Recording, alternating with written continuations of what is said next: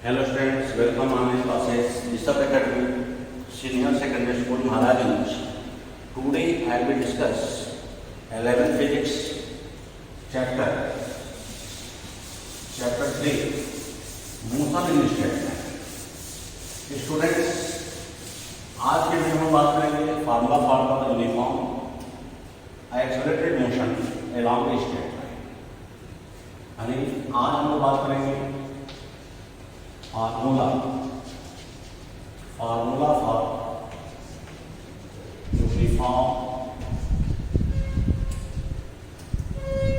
Uniform acceleration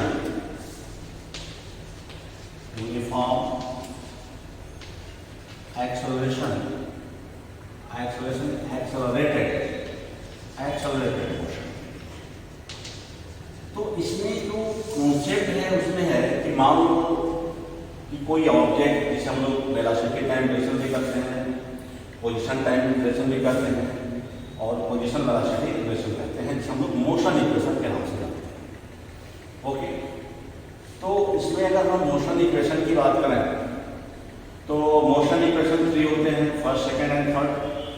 तो इसमें मानते हैं कि suppose an object moving with uniform acceleration in the straight line. तो इसमें सपोज करते हैं, suppose an object move with uniform acceleration in a straight line,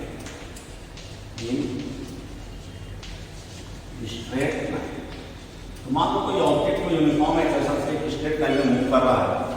as like this, मान लो ऑब्जेक्ट ये ओरिजिनिंग पॉइंट हो गया, ये पॉइंट ए हो गया, ये पॉइंट बी हो गया, ये पॉइंट सी हो गया, मान लो और 7 में पॉइंट मान लिया, ये डायरेक्शन की तरफ मूव कर रहा है। तो यहाँ पे तो t = 0 हो गया। जब t = 0 हो गया तो इसका डिस्प्लेसमेंट क्या हो गया, 0। लेकिन मान लो कि जब यहाँ से यहाँ तक आ गया तो यहाँ डिस्प्लेसमेंट क्या हो गया, x1 हो गया। यहाँ से यहाँ तक आ गया तो इसका डिस्प्लेसमेंट क्या हो गया, x2 हो गया। उसी तरह से हम अगले पॉइंट में तो इसका डिस्प्लेसमेंट क्या हो जाएगा, तो यहाँ पर जाकर t = t1 हो जाए, यहाँ पर t = t2 हो जाए, अगले t = t3 लगेगा। तो अब इसमें हम निकालते हैं कि हम दो वेलोसिटी के रिस्पेक्ट में निकालना चाहते हैं इसके लिए। तो दो वेलोसिटी के रिस्पेक्ट में हम निकाल सकते हैं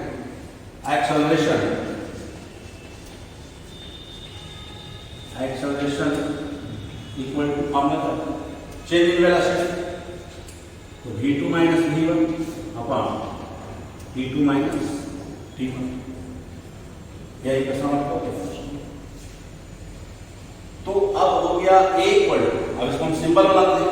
तो a को जब हम सिंबल बनाते हैं लिख सकते हैं a equal v2 - v1 upon t2 - t1।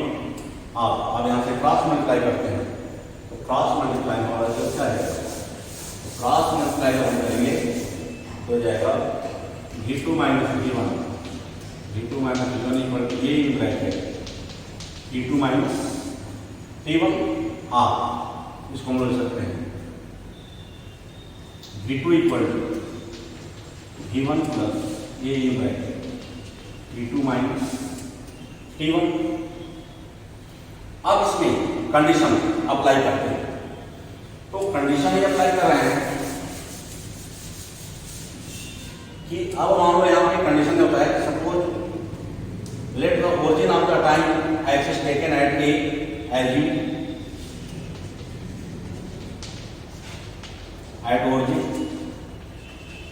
at origin time axis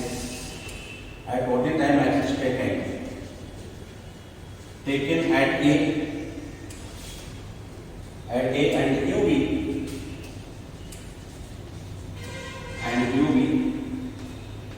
initial velocity of object। तो इस केस में अब हमारा जो कॉन्सेप्ट हो गया v1 = हो गया, t1 = 0 हो गया ओरिजिनिंग के टाइम को, और t2 = t2 फाइनल। तो तो इस कॉन्सेप्ट को अगर हम लाते हैं तो इक्वेशन जो हमारा बना हुआ था, ये जो इक्वेशन हम बनाए हैं, तो इक्वेशन फर्स्ट की अगर हम बात करें यहाँ पे बाई इक्वेशन फर्स्ट, तो V2 इक्वल तो यहाँ पे तो V2 इक्वल अगर V नोट कर लेते हैं चल जाएगा V equal to U1 U plus होता U plus A in bracket T minus 0 यानी हो जाएगा V equal to U plus this is the equation number first हो गया हमारा। तो इक्वेशन नंबर फर्स्ट के बाद हमारा आता है इक्वेशन नंबर सेकंड, जिसे हम लोग कहते हैं पोजीशन टाइम रिलेशन। क्या कहते हैं? Position time relation. Equation second को क्या कहते हैं? Position time relation. तो अब हम लोग आते हैं पोजीशन टाइम रिलेशन अगर निकालते हैं तो पोजीशन टाइम रिलेशन जिसे हम मोशन इक्वेशन सेकंड कहते हैं, इसमें हो जाएगा V average equal displacement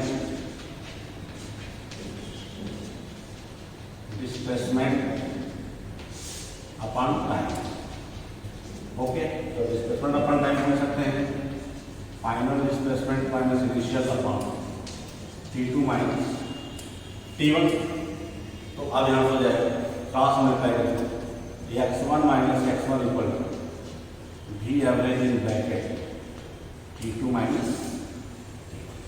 okay, तो अब V एवरेज क्योंकि दो बॉडी की बात हो रही है, तो दो बॉडी में एवरेज हो जाएगा V1 plus V2 upon in bracket T2 minus T1।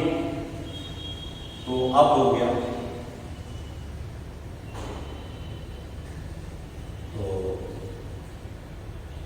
x2 equal to x2 equal to x को ट्रांसपोज करते हैं तो जाएगा x1 प्लस इन ब्रैकेट। अब यहाँ पे हम एवरेज वेलोसिटी की वैल्यू पा चुका है, तो एवरेज हम सकते हैं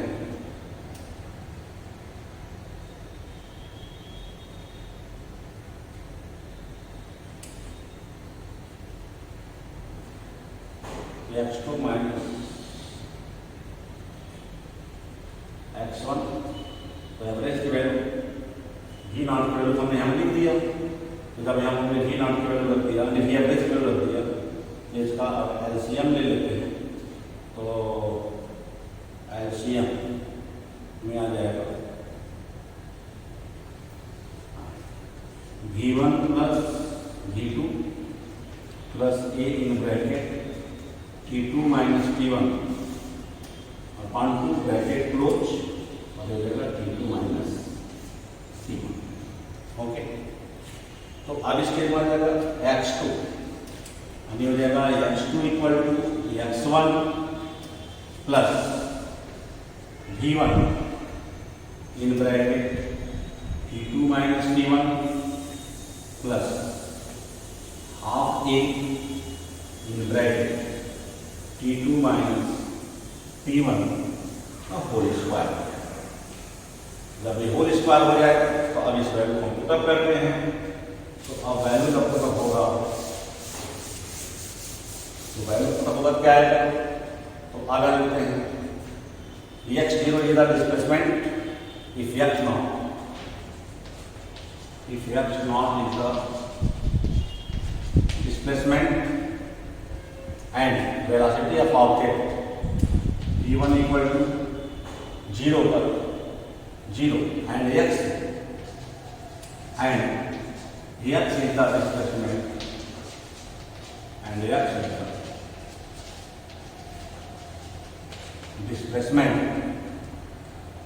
displacement of object, then तो ये हो जाएगा T1 इक्वल टू 0 हो जाएगा, तो x1 equal to x not हो जाएगा, V1 इक्वल टू U हो जाएगा और T2 इक्वल टू T लेकर के हैं तो x2 इक्वल टू क्या हो जाएगा, तब उसके लिए final displacement x2 equal to x हो गया। तो अब इस इक्वेशन का यूज करते हैं, यहाँ आप लिखते हैं y इक्वेशन फर्स्ट, ये हमारा फर्स्ट इक्वेशन है। y इक्वेशन फर्स्ट हो जाएगा x equal to x naught plus u in bracket t minus 0 plus half a in bracket t minus 0 का होल स्क्वायर। तो ये रिजल्ट क्या जाएगा, ये रिजल्ट आ जाएगा हम लोग का x equal to x naught plus ut plus half at square, या इसको बोल सकते हैं x minus x naught equal to ut plus half at square. अब यहाँ पे मान लो कि अगर हम x माइनस x नॉट को अगर हम s से डिनोट करते हैं तब एक निकल जाता है s equal to ut plus half at square and it the result of the second motion equation. और ये रिजल्ट हमारा कितना हो गया, सेकेंड मोशन इक्वेशन का डिफाइन हो गया। ओके, तो अब सेकेंड मोशन इक्वेशन वाला हम लोग क्या करना है, थर्ड मोशन इक्वेशन का एग्जाम्पल क्या करते हैं, position velocity relation, position velocity relation.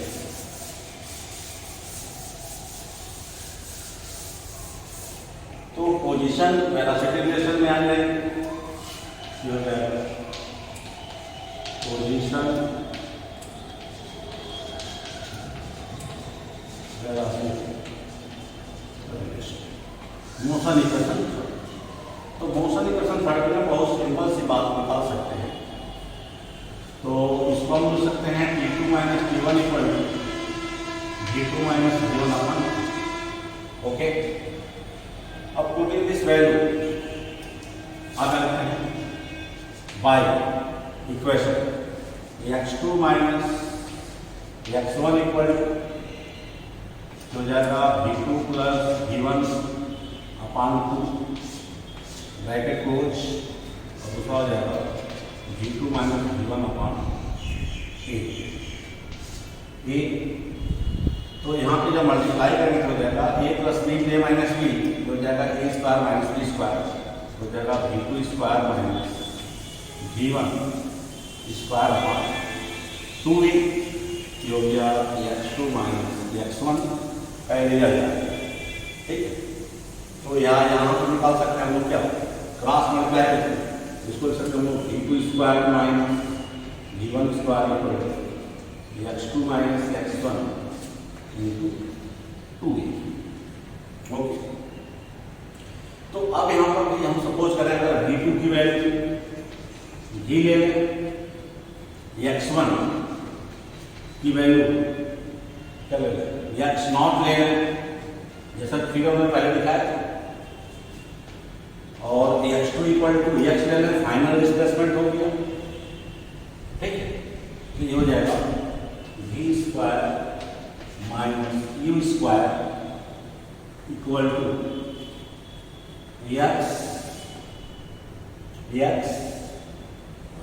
x2, तो x2 का मैं x से कुछ क्या था, ये हो जाएगा x not minus x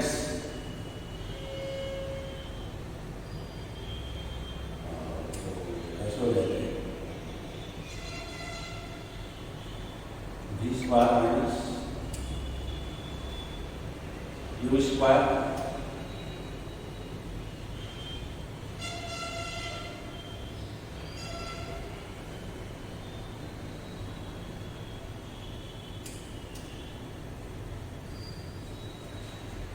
equal to x लिए, तो ये हो जाएगा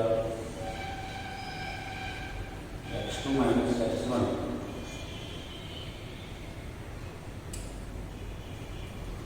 तो इसको हम लिख सकते हैं x minus x naught, x minus x naught लिखेंगे ना, हो जाएगा x minus x naught X naught into 2a जो हो जाएगा G square minus G square equal to 2a। अब यहाँ पे जो यस है तो हमने रिजल्ट पहले लिखा कि एक्स माइनस एक्स नॉट को अगर हम डिस्टेंस रिप्रेजेंट करते हैं तो हो जाएगा B square minus U square equal to 2a। तो ये हम लोगों का जो था कि मोशन इक्वेशन फर्स्ट था, सेकेंड था और थर्ड था। तो motion equation first, second, third क्योंकि यहाँ पे मैथमेटिकल कॉन्सेप्ट है, लेकिन एक्चुअली इसका ज़्यादा इंपॉर्टेंट होता है कि मोशन इक्वेशन हम लोग motion equation by calculus method use करते हैं और एक हम लोग इंटीग्रेशन मेथड करते हैं।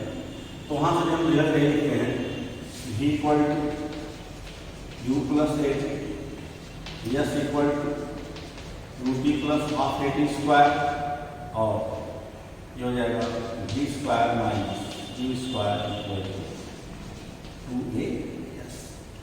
तो ये रिजल्ट हम लोगों का ये डिफाइन हो गया। तो एक चीज मोशन इक्वेशन है जिसका हम लोग अभी मैथमेटिकल डेफिनेशन की, ठीक। इसके बाद हम लोग इंटीग्रेशन मेथड आएंगे। तो इंटीग्रेशन में भी हम इसी रिजल्ट को प्रूव करेंगे, लेकिन वहां पे विथ लिमिट के साथ हम लोग सॉल्व करेंगे।